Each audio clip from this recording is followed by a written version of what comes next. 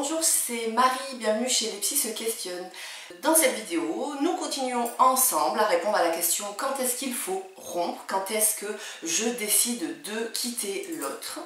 Plus particulièrement, dans cette vidéo, je m'adresse aux couples chez qui il n'y a pas forcément une tension énorme, chez qui il n'y a pas forcément énormément de conflits. Donc, si vous vous sentez pas forcément malheureux dans votre vie conjugale, mais pas forcément heureux, si vous vous posez parfois la question du sens de continuer à deux, cette vidéo, elle est faite pour vous. Avant de commencer, je vous invite à vous abonner à notre chaîne.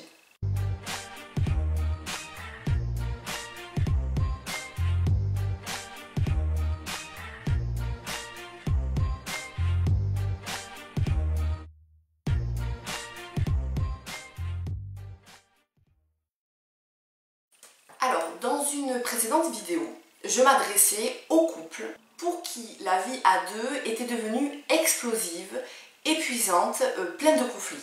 Aujourd'hui, j'ai créé cette vidéo pour toutes les personnes qui vivent à deux, qui ne sont pas forcément tout le temps en train de se disputer, qui ne sont pas forcément malheureuses en couple, mais qui se rendent compte que quand même, il manque quelque chose.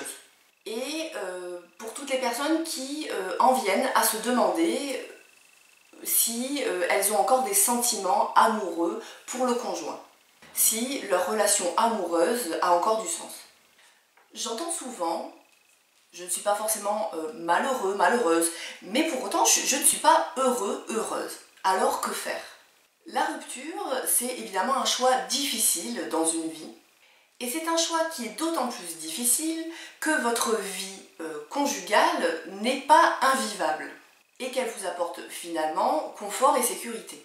Mais le choix de rompre, il s'avère parfois nécessaire, malgré notre volonté de vouloir sauver notre couple et malgré notre envie de vouloir surmonter toutes les étapes ensemble. D'où mon conseil. Toute personne mérite d'être heureuse et épanouie dans sa vie en général et dans sa vie amoureuse.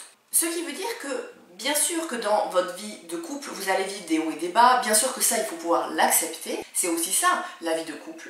Mais vous avez le droit d'aspirer à une vie amoureuse, épanouissante, heureuse. Je m'explique.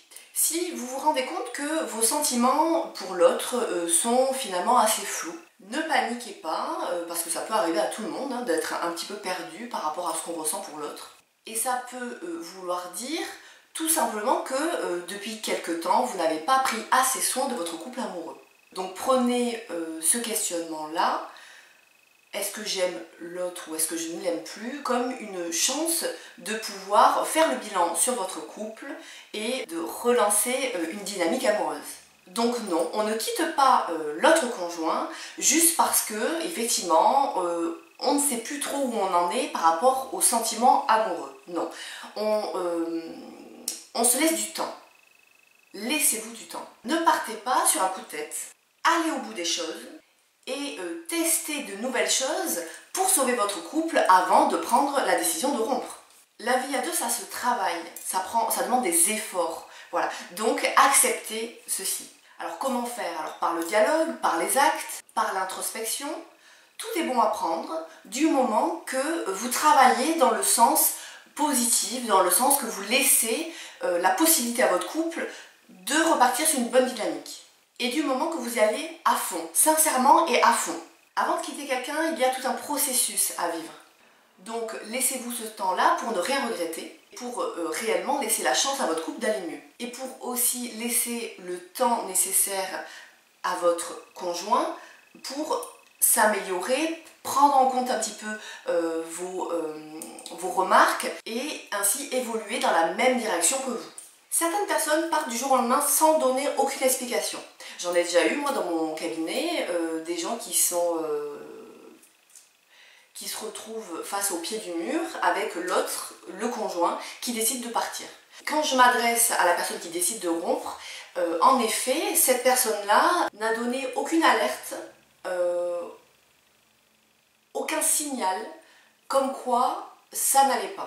Cette décision, elle est alors vécue de manière très brutale. Déjà que de se faire quitter est toujours difficile, alors de se faire quitter sans préavis, c'est ultra violent.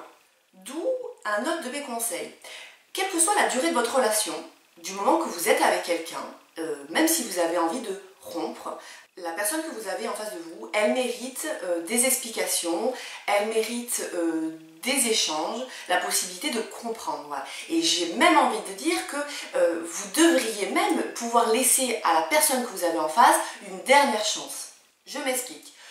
Vous devez exprimer à l'autre vos sentiments, vos envies, vos besoins, pour justement permettre à la personne avec qui vous êtes d'évoluer, de se réajuster et puis de s'adapter à vous finalement. Si vous ne dites rien, la personne avec qui vous vivez ne pourra pas prendre en compte vos besoins, vos envies. Personne n'est devin et votre partenaire de vie actuel ne peut pas lire dans vos pensées, ne peut pas deviner ce que vous avez sur le cœur et ne pourra d'ailleurs jamais le faire. Le mythe de si il, elle m'aimait vraiment, il, elle ferait ça, saurait qu'il faudrait ça, que j'ai besoin de ça, etc., etc. Ce mythe-là, il est à proscrire. C'est de la pure utopie. Alors, parlez, parlez, parlez avant de passer à l'action pour laisser à votre couple la chance de s'en sortir. Alors vous m'écoutez peut-être aujourd'hui en vous disant que bah oui en fait si vous avez déjà tout dit à l'autre, que vous lui avez déjà laissé la possibilité d'évoluer, vous avez vraiment la sensation d'avoir laissé une chance, voire même plusieurs chances à votre couple pour aller mieux. Donc effectivement si c'est votre cas, bien entendu que la question de la rupture elle se pose véritablement à l'instant T. Je termine là cette vidéo, j'espère qu'elle va vous aider dans votre cheminement, dans votre questionnement et je vous dis à très bientôt.